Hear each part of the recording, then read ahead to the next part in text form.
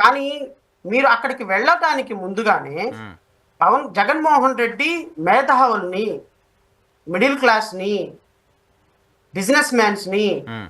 రైతుల్ని, హ్మ్.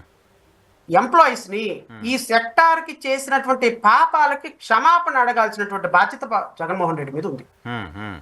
ఎందుకు జగన్మోహన్ రెడ్డి మీద ఉంది అంటే, జగన్మోహన్ రెడ్డి చేసినన్ని విచ్ఛిన్నాలు, చేసినంత డిస్ట్రక్షన్ హ్మ్. ఈ వ్యవస్థలో ఇంకో ముఖ్యమంత్రి చేయలా.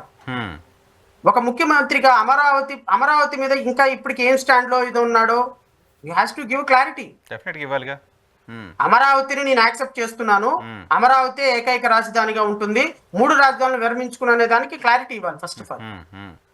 రెండోది, నేను ప్రజల కోసం ఇప్పుడు జగన్మోహన్ రెడ్డి గారు ఏం తప్పులు చేశాడనేది మనకంటే ఆయనకే ఎక్కువ తెలుసు. హ్మ్. ఎందుకు తెలుసు అంటే 11 సీట్లు ఎందుకు వచ్చినాయో ఒకసారి మా డిబేట్లు 5 సంవత్సరాలు వెనక్కి వెళ్ళి చూస్తే హ్మ్. మేము డిబేట్స్ లో మాట్లాడినటువంటి ప్రతి అంశాన్ని కానీ ఆయనకి టచ్ చేసుకుంటే ఈ రోజు ఆయనకి 100 సీట్లు మినిమం వచ్చాయి. హ్మ్. హ్మ్.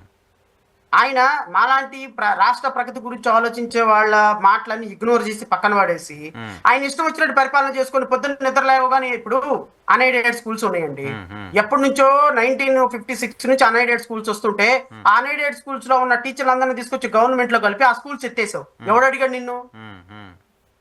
దానివల్ల ఎంత నష్టపోయినారు? అన్ఎయిడెడ్ స్కూల్లో ఒక్కళ్ళు కూడా ఓటేయలేదు నీకు. హ్మ్. హ్మ్. 35 ఇప్పుడు అమరావతిలో తీసుకొచ్చి 35 లక్షల రూపాయలు ఇల్లు ఇచ్చావు. హ్మ్. 35 లక్షల మందికి 50 వేల మందికి ఆర్ఫై జోన్ క్రియేట్ చేసావు. హ్మ్. ఎవడు అడిగాడు నిన్ను? హ్మ్. వాళ్ళు ఎవడ నోటేశారా నీకు? హ్మ్. 35 లక్షల మందికి ఇళ్ల పట్టాలు ఇచ్చావు. వాళ్ళు ఎవడ నోటేశారా నీకు? హ్మ్. 2,80,000 కోట్ల రూపాయలు డీబీటీ ద్వారా పంచే వాళ్ళు ఎవరైనా ఓటేశారు నీకు? హ్మ్. అంటే నేననేది అసలు ఇతను ఒక ప్రజాస్వామికంగా రాష్ట్రాన్ని డెవలప్ చేసే విధంగా ఆలోచన చేస్తాడు. ఇతను ఒక విజనరీ ముఖ్యమంత్రి అనేటువంటి ఒక ఇంప్రెషన్ ప్రజలకు ఇవ్వాలి. హ్మ్. నీకు 5 సంవత్సరాలు ముఖ్యమంత్రిగానేమో నీకు సజ్జల రామకృష్ణారెడ్డి తప్ప ఇంకొకటి కనపడలా. హ్మ్. 5 సంవత్సరాలు ముఖ్యమంత్రిగా ఉన్నప్పుడు నువ్వు ప్రజాస్వామ్యబద్ధంగా వ్యవహరిద్దామని ఒక్కనాడు అనుకోవాలా. హ్మ్. అట్లీస్ట్ మీరు ఒక్కసారైనా ప్రతిపక్షాలను అందరినీ పిలిచి ఒక మాట మాట్లాడి ఒక మీటింగ్ పెట్టినారు ఏ రోజైనా? పొలిటికల్ ఇప్పుడు పొలి నేను పొలిటికల్ ఒక అప్రోచ్ రా. సింపుల్ హ్మ్. ప్రశ్న అడుగుతాను నరసింహరావు గారు. సార్. డాక్టర్ సుధాకర్ అనేటువంటి అంశంలో హ్మ్. విపరీత ఆ, డాక్టర్ సుధాకర్ అనేది పక్కన పెట్టండి. అనంతబాబు అనేటువంటి వ్యక్తి ఉన్నాడు. హ్మ్. అనంతబాబు కొట్టి చంపేసి ఇంటికి డోర్ డెలివరీ చేశాడని మీ పోలీసులు కేసు పెట్టి 8 నెలలు జైల్లో పెట్టారు హ్మ్. అతన్ని. హ్మ్. నేను కాదుగా పెట్టింది, అవును. జగన్మోహన్ రెడ్డి పోలీసులేగా పెట్టింది. హ్మ్. ఈ 8 నెలల పాటు జైల్లో ఉన్నటువంటి అనంతబాబు రిలీజ్ అయితే 200 కార్లతోటి ఊరేగింపుగా తీసుకెళ్ళటాన్ని మీ అనుమతి లేకుండానే జరిగిందా అది? వైసీపీ కార్యకర్తలు తీసుకెళ్ళారు కదా, వైసీపీ ఈ కార్యకర్తలు అంత ఈ కదా. ఈ వ్యక్తిని ప్రతి ఒక్క అసెంబ్లీ, ప్రతి ఒక్క మీటింగ్ లో ఇతను పక్కన కూర్చోబెట్టడం చేసుకొని చెప్పడం కరెక్టేనా? హ్మ్. అంటే నేను అనేది ఇట్లాంటివి కొన్ని వేలు చేశారు జగన్మోహన్ రెడ్డి తప్పులు. హ్మ్. డాక్టర్ సుధాకర్ ని ఒక పశువు కంటే హీనంగా ఒక కానిస్టేబుల్ లాక్కెళ్లారు. హ్మ్. అరే ప్రెస్ మీట్ పెట్టి ఇలా చేయటం తప్పయా? నలుగురు కానిస్టేబుల్ సస్పెండ్ చేసి, హ్మ్. ఒక సిఐని సస్పెండ్ చేసి, హ్మ్. ఒక డిఎస్పీని విఆర్కి పంపించి, హ్మ్. కమిషనర్ అక్కడ నుంచి ట్రాన్స్ఫర్ చేసి, ఈ విధంగా చర్యలు నేను ఎప్పటికీ క్షమించను, నన్ను తిడితే మాత్రం మీరు ఈ విధంగా చేస్తారని ఒక్కనాడు ప్రెస్ మీట్ పెట్టి చెప్పావా? పెట్టుంటే అది వాళ్ళతో ఇష్యూ అయిపోయేది, ఆయన చుట్టుకునేది కాదు కదా. ఇప్పుడు ప్రతిదీ ఆయనే ఐదు ఐదు చేయించుకుంటే సం- 5 సంవత్సరాల నుంచి మేము నెత్తి నోరు కొట్టుకుంటానికి మాకు అవకాశం ఇచ్చింది నువ్వే కదా. హ్మ్. హ్మ్. హ్మ్. ఇట్లాంటివి జగన్మోహన్ రెడ్డి గారు మార్చుకోవాలి. హ్మ్. ఏకపక్ష వైఖరి మార్చుకోవాలి. హ్మ్. హ్మ్. ప్రజాస్వామ్యబద్ధంగా నిర్ణయాలు తీసుకోవాలి. హ్మ్. కొన్నిటి మీద క్లారిటీ ఉండాలి. ఈ క్లారిటీ లేనిదే నీ ఓట్లు నీ నీ నువ్వు జనాల్ని మెప్పించందే, హ్మ్. నువ్వు ఉద్యోగస్తులను మెప్పించందే, హ్మ్. నువ్వు ప్రజాస్వామ్యబద్ధంగా వ్యవహరించందే, హ్మ్. అమరావతిని రాజధానిగా నువ్వు యాక్సెప్ట్ చేసి ఒక అఫీషియల్ గా ఎప్పటికైనా సరే నువ్వు రిలీజ్ చేయకపోతే హ్మ్. నేను ఇప్పటికీ అదే పద్ధతుల్లో ఉంటాను. అదే ఆయన్ని పక్కన పెట్టుకుంటాను. అదే మాస్ పద్ధతుల్లో ఉంటాను. నేను ఎవరిని గెలవను. నేను ఎవరితో మాట్లాడను. నేను ఎవరిని ఆహ్వానించను.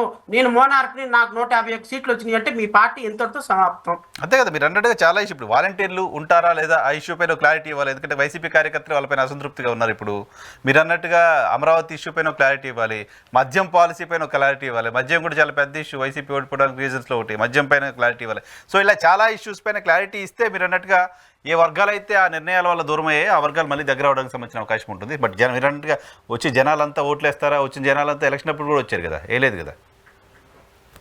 ఇక్కడ నరసింహరావు గారు ప్రతి ఒక్క ఫ్యాక్టర్‌ని ఇప్పుడు కూటమి ప్రభుత్వం 10 నెలలకి ఎందుకు ఎగ్నెస్ట్ వచ్చింది? హ్మ్. ఎందుకు ఎగ్నెస్ట్ వచ్చిందంటే మీరు చేసే ప్రతి పని ప్రజలు గమనిస్తారు. హ్మ్. నేను చేయను.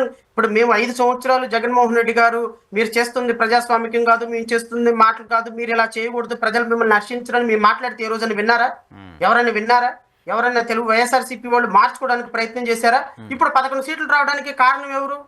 రాజకీయాల్లో ఎప్పుడు కూడా ఏది శాశ్వతం కాదు నరసింహరావు గారు. ఇప్పుడు నేను మాట్లాడుతున్నా, నేను మాట్లాడేది కరెక్టా కాదా అనేది నాకు తెలీదు, ప్రజలు గమనిస్తారు. నేను మాట్లాడేదానికి ఎక్కడో ఒక 10 మంది వింటారు, ఆ 10 మంది నిజమే కాదా అని చెప్పి నీ ప్రభుత్వానికి ఓటు అగ్నెస్ట్ గా వేయొచ్చు. ఇప్పుడు మేము మా ఇప్పుడు కూడా మీడియా ఎందుకు ఉంటుంది? మీడియా ప్రజల యొక్క మనోభావాలను రిఫ్లెక్ట్ చేసేది మీడియా. మీడియాలో వచ్చే కథనాలు, ఇప్పుడు నేనే ఒక ముఖ్యమంత్రిని అయితే ఎవ్రీడే మీడియాలో వచ్చే ప్రతి కథనం మీద నా యాటిట్యూడ్ మార్చుకుంటానే ఉంటా. అలా మార్చుకోకపోతే ఒక రోజుకి నువ్వే రిపెంట్ అవుతావు. ఒక రోజుకి రిపెంట్ అవుతావు. ఇప్పుడు మేము చెప్పే కార్యక్రమాలు జగన్మోహన్ రెడ్డి కూడా ప్రజల్లో చాలా వ్యతిరేకత ఉన్నది. ఎవరి మీద? కూటమి ప్రభుత్వం మీద. దీన్ని వ్యతిరేకతని క్యాష్ చేసుకొని ప్రజలతో మమేకమయ్యి ప్రజల దగ్గర కూర్చొని ప్రజలతో మమేకమయ్యి అంటే ఇప్పుడు ఆయన నాకు అవకాశం ఏంటి, నేను రాష్ట్రాన్ని బాగు చేస్తానని చెప్పే ఆప్షన్ లేదు జగన్మోహన్ రెడ్డి. 5 ఏళ్ళు నువ్వు ఇచ్చినప్పుడు డిస్ట్రక్షన్ చేసేవాడు. 5 ఏళ్ళు వెయిట్ చేయాల్సిందే మళ్ళీ కదా. ఇప్పుడు నాకు ఒక అవకాశం ఏంటి అనేది లేదు. ఎందుకు అంటే నీకు ఎందుకు అవకాశం ఇవ్వాలి? ఇచ్చినప్పుడు నువ్వేం చేసావు? అరే 6 కిలోమీటర్లకి హెలికాప్టర్ వేసుకుని వెళ్తీవి నువ్వు. గుంటూరులో ఆయన ఏదో ఒక చిన్న ఏరియాలో గుంటూరులో మీటింగ్ పెడుతుంటే హైవే దిగ్బంధం చేసి పడేసి అసలు కోర్టులు గీట్లు మొత్తాన్ని ట్రాఫిక్ డైవర్ట్ చేశారు. ఏంటది? ఏంటి 2024 సంవత్సరంలో ఒక ముఖ్యమంత్రి వస్తున్నాడు అంటే 25 కిలోమీటర్ల వరకు సిటీలోకి ఎవరిని ఎలో చేయరా? ఏంటంటే అది? మీరు ఏ రాష్ట్రంలో ఉన్నారు, ఏ దేశంలో ఉన్నామో, మనం ఏ వ్యవస్థలో ఉన్నాం? నువ్వు వచ్చిన గొంతులోకి, నువ్వు వచ్చిన స్ట్రీట్ లోకి ఎలో చేయమాక. అంతేకాని 25 కిలోమీటర్ల వరకు సిటీలోకి ఎవరిని ఎలో చేయరా? నువ్వు తెనాలి వెళ్తుంటే తెనాలి నుంచి కింద నువ్వు పైన హెలికాప్టర్ వెళ్తుంటే కింద బ్లాక్ చేస్తావా? What kind of ruling it is అండి? రేపొద్దు నువ్వేమని అడుగుతావు ప్రజల్లోకి వెళ్ళి? నేను అనేది ఒక వ్యవస్థలో ఒక ముఖ్యమంత్రి ప్రజల ముఖ్యమంత్రిగా ఉండటానికి ప్రయత్నం చేసినప్పుడే నీకు మళ్ళీ అధికారం వస్తుంది.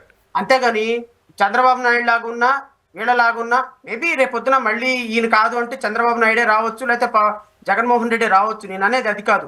అల్టిమేట్ గా 5 సంవత్సరాలు ఒక ముఖ్యమంత్రి కరెక్ట్ గా లేకపోతే జరిగే అనర్థం 50 సంవత్సరాలు అయినా సరే డిస్ట్రక్షన్ తీర్చలేని అనర్థం ప్రజలకు జరుగుతుంది.